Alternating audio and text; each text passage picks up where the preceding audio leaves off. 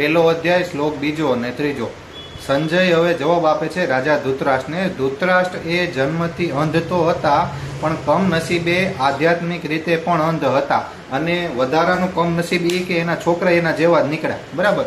એટલે એ કૌરવો અને પાંડવો વચ્ચે કોઈ પણ સમાધાન શક્ય નહોતું. આ વાતને રાજા ધૃતરાષ્ટ્ર પણ જાણતા હતા.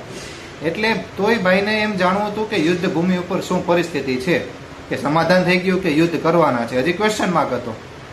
સંજય એના કહેવાનો ટોન સમજી ગયો હતો. અને રાજા ધૃતરાષ્ટ્ર પાછા નિરાશ પણ હતા. કેમ? સામેના પક્ષે સ્વયં ભગવાન કૃષ્ણ હતા. બરાબર. એટલે યુદ્ધનું પરિણામ એ ખબર હતી કે ભાઈ તેમ છતાં પોતાના પુત્રોને જીતાડવા હતા. અને અહીં સંજય રાજાને ખુશ કરવા માટે એમ કહે છે કે રાજા દુર્યોધન તે પોતાના સેનાપતિ દ્રોણાચાર્ય પાસે જાય છે. કેમ? કારણ કે સામે પાંડવોની વિશાળ સૈન્યની વ્યૂહરચના જોઈએ. હવે દુર્યોધન કોઈ અબુદ્ધ માણસ નહોતો, તજજ્ઞ હતો.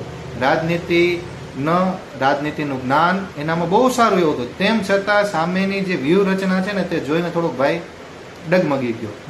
અને દ્રોણાચાર્યને જઈને એવું કહે છે કે આ જે સામેની પાંડવોની વિશાળ સૈન્ય રચના તમે જોવો છો એ તમારા જ શિષ્ય, તમારા જ હોનહાર શિષ્ય દ્રુપદના પુત્રએ ગોઠવેલી છે.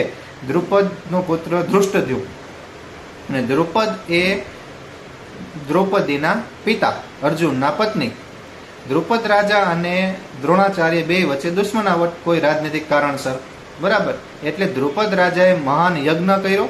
યજ્ઞમાં એમને વરદાન મળ્યું કે તમારો જે પુત્ર થશે તે દ્રોણાચાર્યનો વધ કરશે. બાકી યુદ્ધ ભૂમિ ઉપર દ્રોણાચાર્યને હરાવવા ઇમ્પોસિબલ હતા, શક્ય જ નહોતા. હવે આ બધી દ્રોણાચાર્યને પણ ખબર હતી કે આના પુત્રને શું વરદાન મળ્યું છે.